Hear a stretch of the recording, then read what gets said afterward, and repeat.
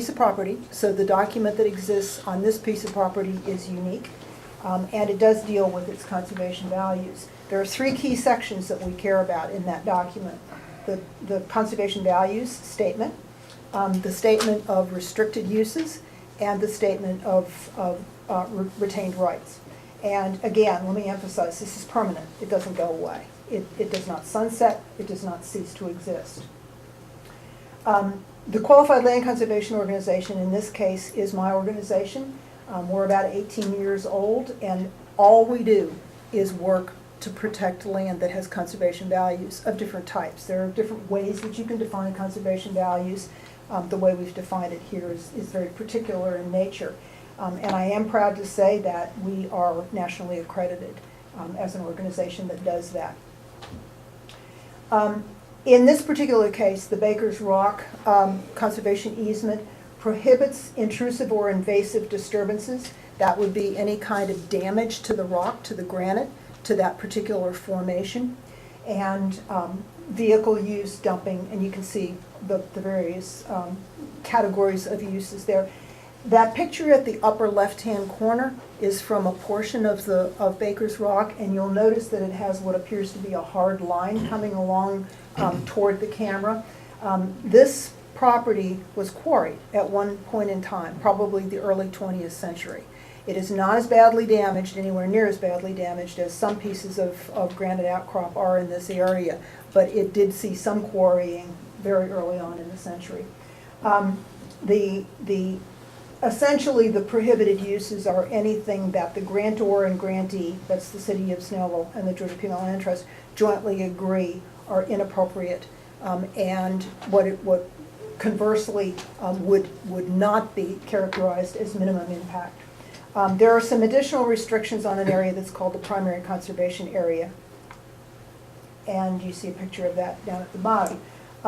Reserved rights, the rights that the city reserves for itself, essentially are low-impact activities that do not affect the ecosystem or the granite outcrop, and would allow educational kinds of undertakings under controlled circumstances, essentially. That's kind of an overview way of saying it.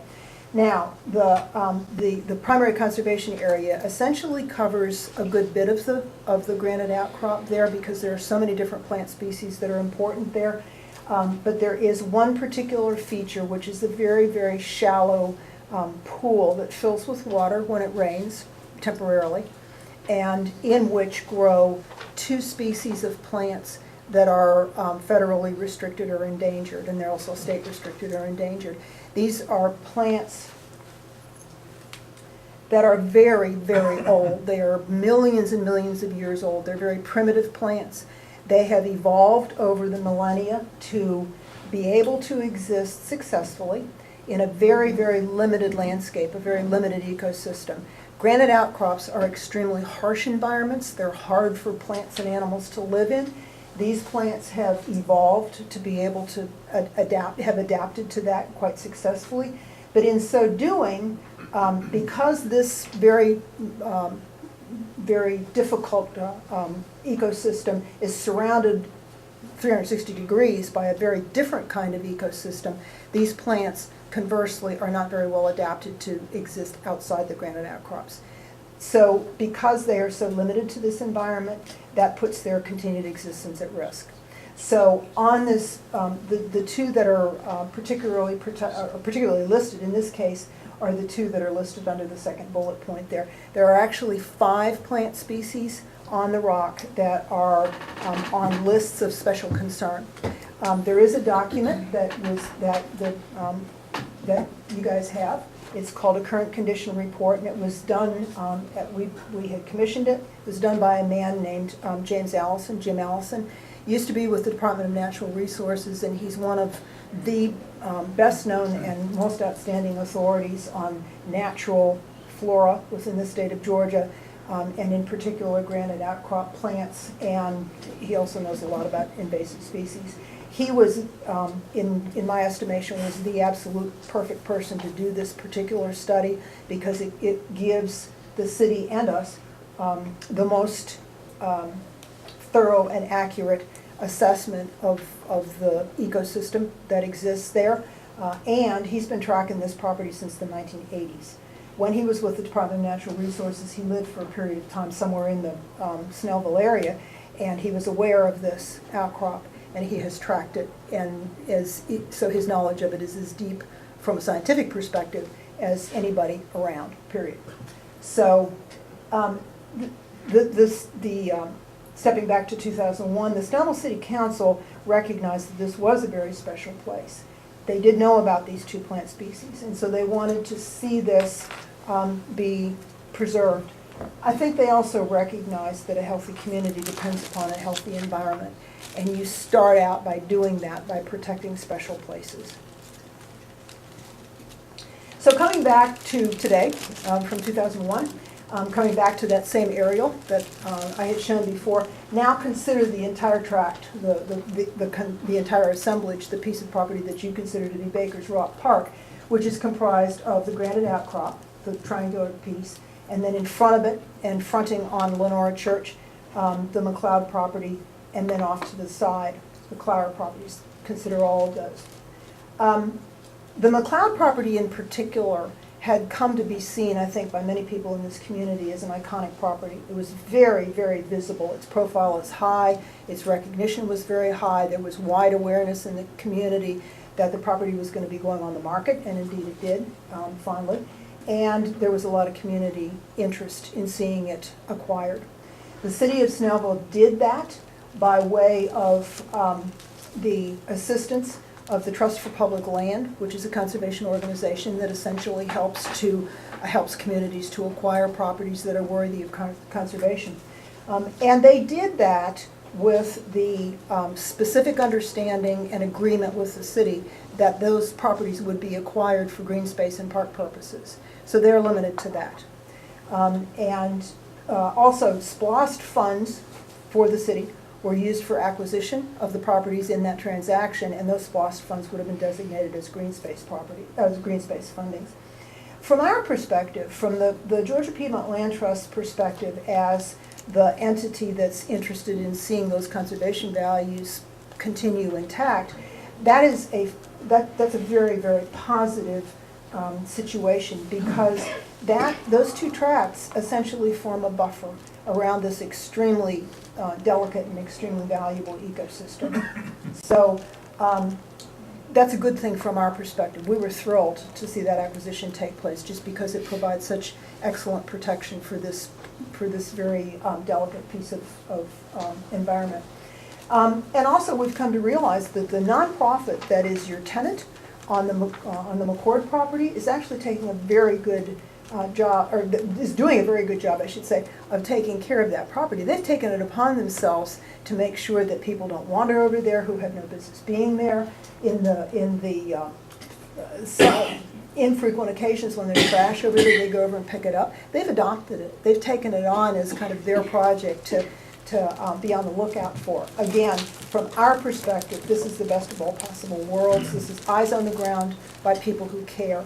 And I would think, I mean, this is my assumption, and having served a term on a city council once upon a time, I would think that would be considered a good thing, because essentially it's freeing up Parks and Rec staff, so that they're sort of doing the work that would have to be done by Parks and Rec staff otherwise. And the long and the short of it, from my perspective, is there are very, very few cities that have the opportunity to provide this kind of a legacy for its citizens, both current and future citizens, as does the city of Snellville with this particular piece of property. It is quite spectacular. So with that, I'm going to close, and I'm more than willing to answer any questions anybody might have. And also, I brought along with me some information specifically about us. Yeah. I'm thinking that it might be helpful for you to know a little bit of information about our organization.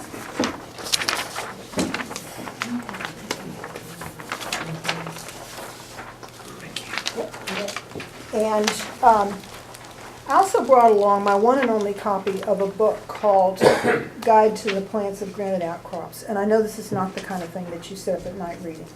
I love this book, but I know not everybody does. This was written by two individuals who were associated with Oxford and Emory. And Dr. Eloise Carter, who is one of the co-authors on this, is considered to be one of the top experts on granite outcrop plants. She has visited here. In fact, she's been here a couple of times. She was with us on one visit, and she had been here earlier on. And she thinks that this place is beautiful. And there are, I'm guessing, I didn't count this, but I'm guessing there are 50 to 75 plants in here in this book. And probably not all of them, but most of them actually occur on Baker's Rock. So from that perspective, it's a very special place. So, having said all that. I noticed on the bottom left pictures, you showed that picture several times. Yeah. Can you tell me the significance of it? Honestly, we don't know. There are, somewhere along the line, and we don't actually know when this happened, there are 3 separate carvings, I guess, or some kind of image of feet. That's one of them. The one up above it is another one. It appears to almost be like a boot. Mm-hmm. And then there's a third one also. The one on the bottom we recorded by photograph probably in about 2008, and we can't find it anymore. It's gotten overgrown. I mean, there's been a lot of lichen growth out there and moss growth and so on. We haven't been able to find that. There are a couple of other of those kinds of things that have been done out there as well. There's a carving of a bird that's been etched into the rock. We've not been able to find that anymore either for the same reason. The lichen is just growing over it all and mosses. Any other questions? Thank you for that. Thank you very much. My pleasure. Can I ask one question? Is Arabian Mountain also in conservation easement? Do you know? Oh, yes. Okay. So Arabian- the development of the boardwalk and everything was in conjunction with the restrictions in the easement there? Yes, but it's a little different situation. The boardwalk skirts the granite outcrop. Right. It was done, it took a long, long time to make that happen, and there were different governmental entities that were involved. But I think the important part from the perspective of comparing it to this property is that it actually skirted the granite portion of it. But yeah, that was a National Park Service, DeKalb County, and I'm not sure who else was involved in it, but there were 2 or 3 government entities that were involved in it, yeah. And that was a very, very important part of providing an educational resource to people without damaging the resource. Right. So. Okay. Thank you. Yep, okay, all right. Could you send me that on the phone, What? the presentation? Sure, I'd be happy to. In fact, Okay, quickly, we got about 20 minutes. Do we have enough time for your exec session? Are you ready? You have to pitch for the exec session? here, I've got it on contract. Well, we Before we got, go to exec session, Are we go ahead. gonna- I'm sorry. we've still got stuff on the agenda. I'm sorry. Let's go back to the agenda then. We do. Public safety. Bobby.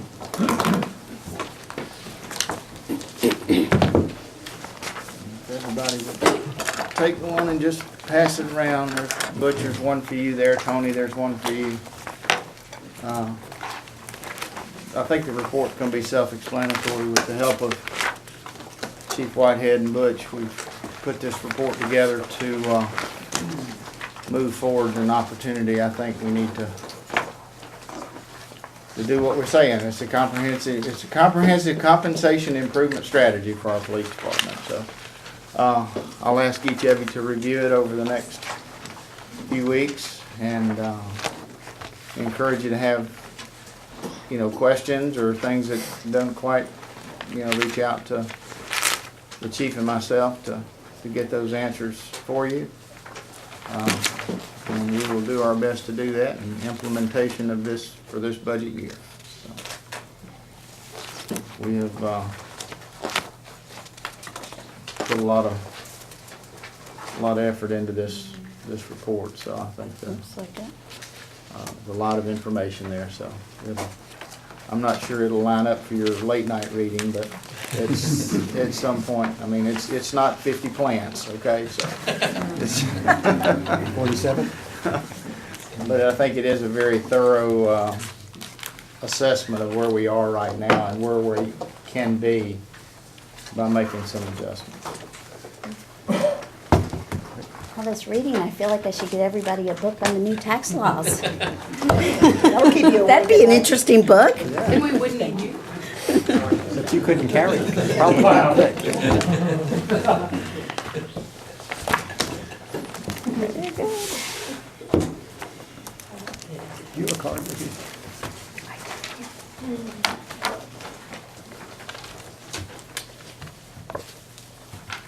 And then, did we have anything on the regular agenda? I'm gonna pass over that too. Okay, on the regular agenda.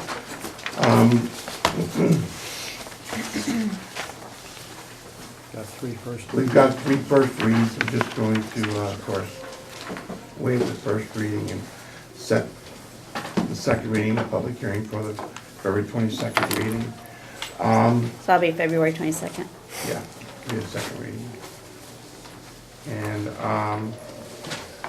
under new business, we got the Mayor Pro Tem, we got consideration action of the TSW, we've all seen that. I'm gonna ask for a motion to approve that so I can sign the contract. Appointment of the city representatives, everyone CID, we're gonna do that. And then the Community Development Board, I've got a skeleton group that I'm gonna ask, and I'm gonna nominate after all to approve to get this off the ground. There'll be more appointments as we talk to other people and see what else we need. I got the groundwork started. I believe we head in the right direction. We do have does anybody have any questions, any concerns, anything about the public hearing you want to discuss or add, delete?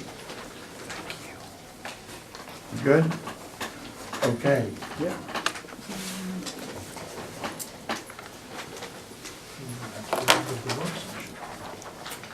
During the work session of the mayor and city council, Snellville, Georgia, Mayor Witz announced that certain matters should be discussed in closed session of the meeting and asked council to advise the city with respect to closing the meeting. City Attorney Tony Powell advised the city council of Snellville, Georgia, of the following reasons to close the meeting: to discuss pending and or potential litigation, settlement claims, administrative proceedings, and other judicial actions which is exempt from Open Meeting Act.